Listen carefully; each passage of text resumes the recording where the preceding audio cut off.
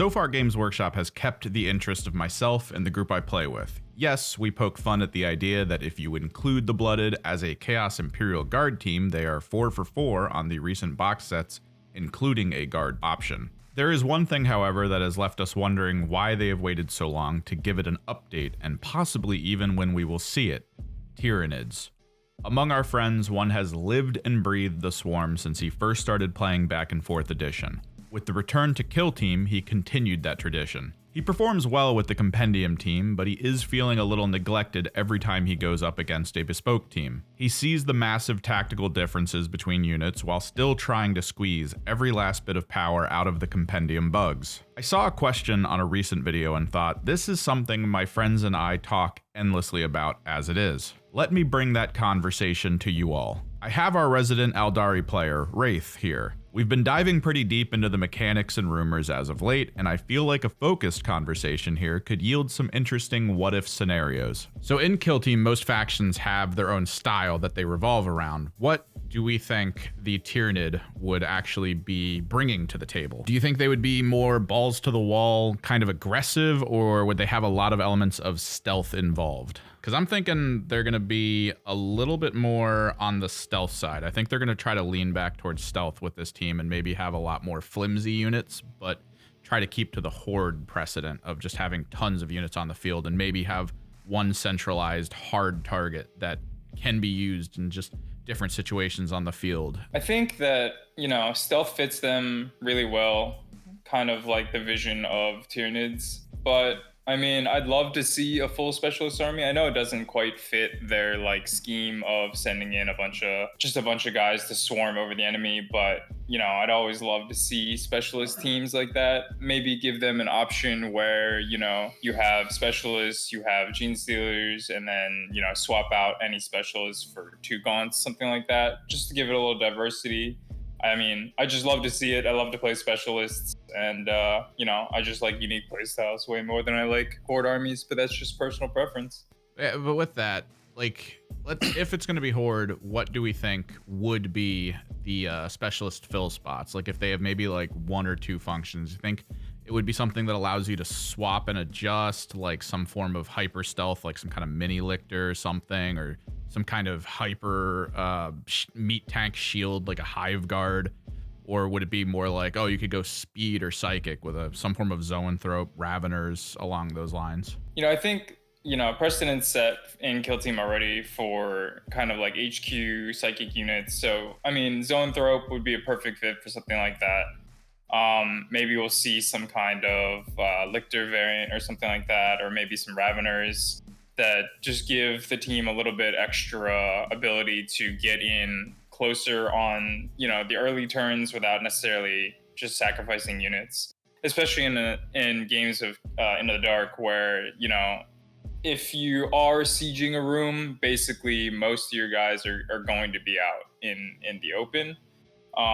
So I just love to see some kind of method for them to kind of get in. Maybe something with a zoanthrope. You could have something like the Shadow Seers have, or Void Dancer Troop have, where you have some kind of ability that's like Domino Field or something like that, canceling the ability to be able to be shot outside of a certain range unless they attack or shoot first. Something like that, I think would be really, really cool. They could pull from Gene Stealer Cult, which is probably one of the closest right now, the Wormblade on the team. It would just be more melee focused. And I know Gene Stealer Cult have the light cover is treated as obscuring against concealed target situations, so that could work out in their benefit. Definitely, I feel like whatever they pick, there needs to be more of an emphasis on mobility, because the Compendium team right now gets the ability to actually get kind of a scouting phase or a tactical ploy phase, strategic ploy phase pre-move of the full 6 inches, which is great. And for a Compendium team is actually pretty devastating, even against Bespoke teams, when you move something horrible up just out of nowhere. But extra mobility, I think they might need some form of either passive mobility, similar to the Void Scarred Corsair's free dash, but maybe it's just a built-in free 2-inch movement use to get over things, Potentially. I don't imagine they would apply fly to too many units unless they do actually bring in Raveners in some way, shape, or form, or possibly the zone. The zone throat would be fantastic in a similar fashion to the Hyrotech Circle and their leader, just being able to go places and do things.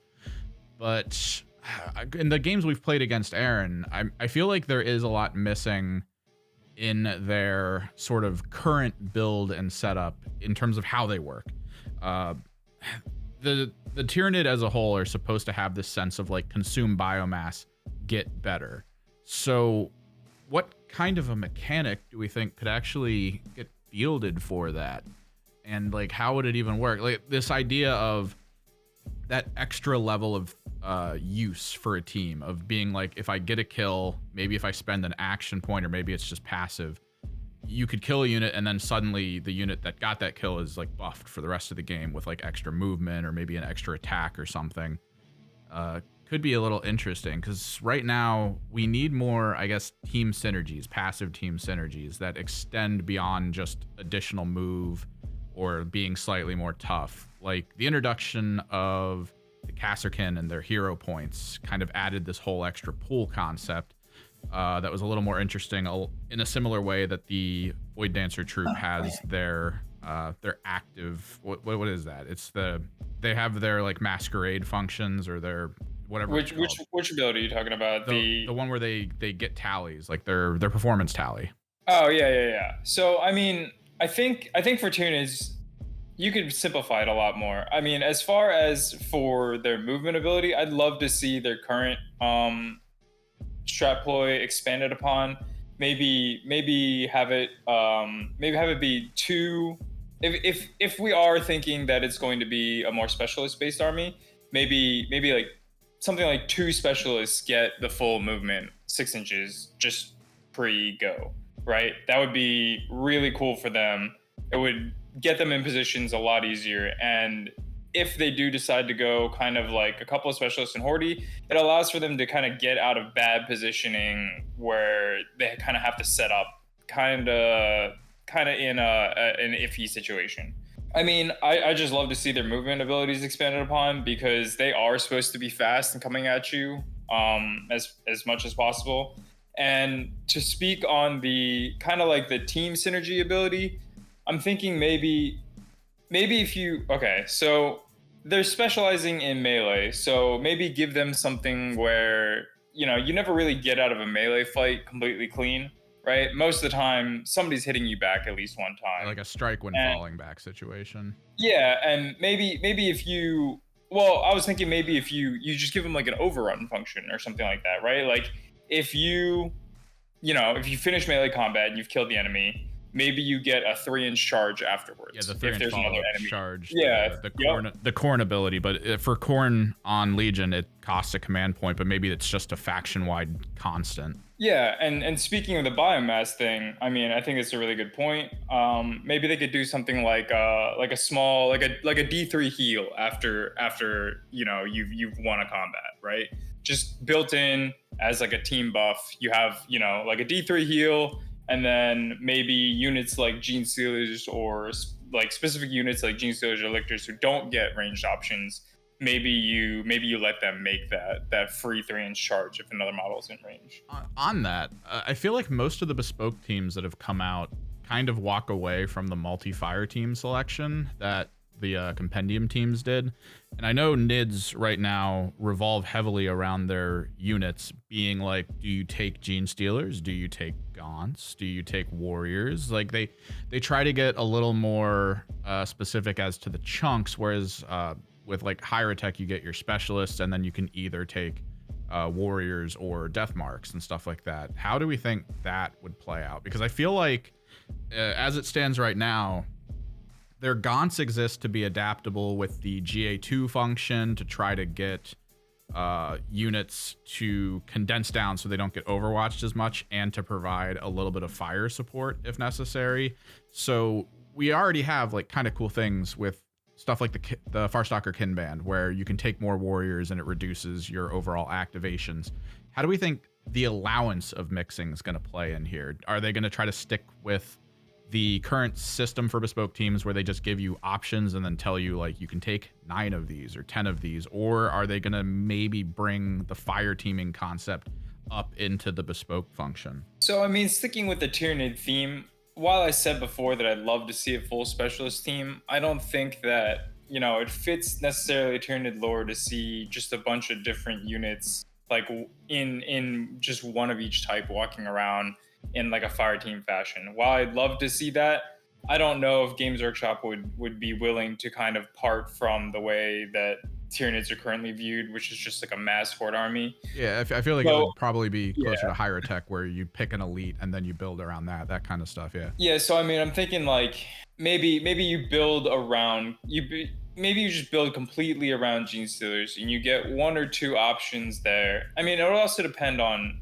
basically in each one of these boxes, each one of the Into the Dark boxes, basically one completely specialist team, and then one team that's basically just an upgrade sprue.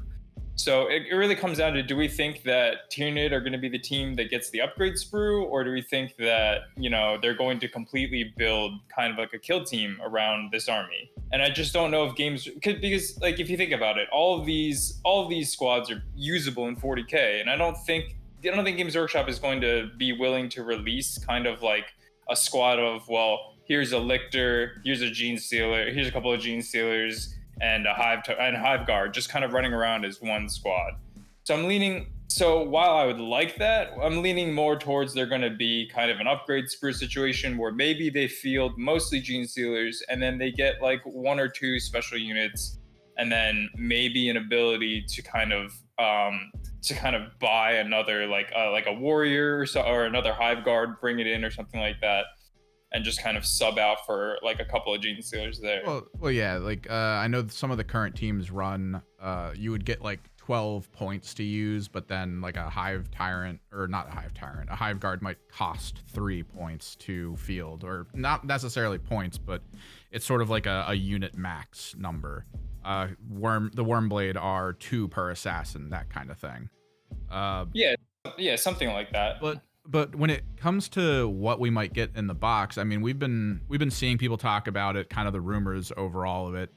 It's kind of related to the I guess the launch of the next rule set for Warhammer 40K. So whereas normally, yeah, you get the upgrade sprue team and then a more specific sprue team, this could be the unique situation where this team could technically be an upgrade sprue, but an upgrade sprue for something that might actually be new in of itself that's going to be in the main game normally anyway. And I agree with that, but you got to remember basically that these teams are getting rules for 40K.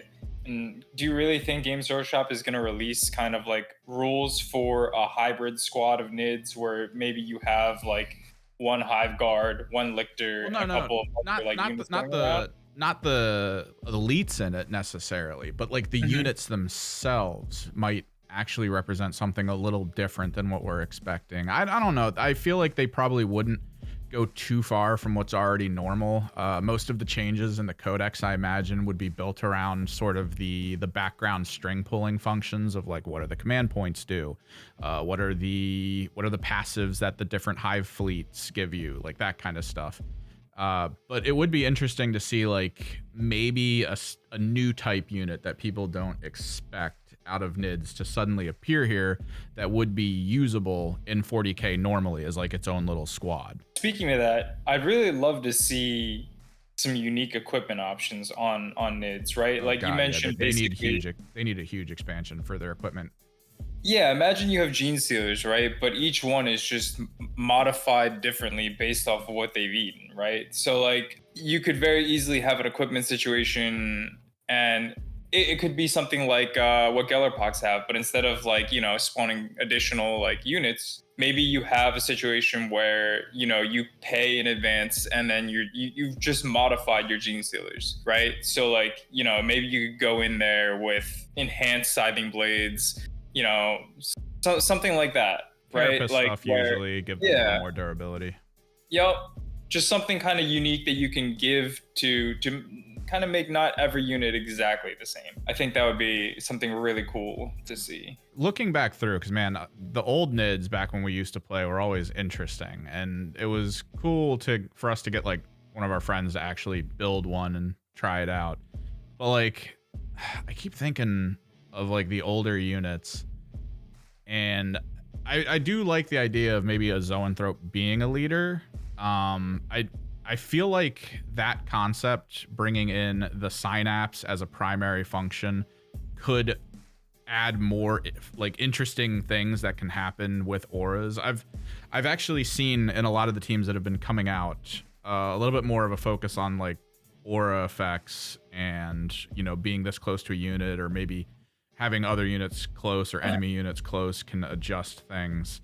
I know people talk about like the psychic nature of NIDs, and I've been wanting like a new psychic team, a new psychic focus. And I mean, we were thinking if it comes out in the last box of ITD, it would come against Terminators of some kind, or a Terminator with some units. I mean, that's the rumor where, you know, like it would be the first Terminator and Kill Team, and that would be something really cool. But I mean, I think I like your Synapse breakdown. But that would be the thing, right? Because Grey Knights are the anti-psychic. People are assuming it's going to be some form of Grey Knight thing. It would be cool to see like two teams come in that have a lot of psychic play, and it'd be that kind of like off center concept of like, this is the horde bug army who just happens to be really psychic, and there's a lot of psychic functions within this group that really help out. It could be a cool concept to see that played into, because I think right now with the compendium, Synapse, all it does is it just counters injury, and that's about it. Yeah, I think they could do so much more with that. Like, I think you can imagine Synapse as kind of like a comms, right? Basically, you're bouncing orders or whatever, but instead of orders, what if you're bouncing auras? Yeah. So like your Zoanthrope safe in the back and he's able to cast, and you know, every turn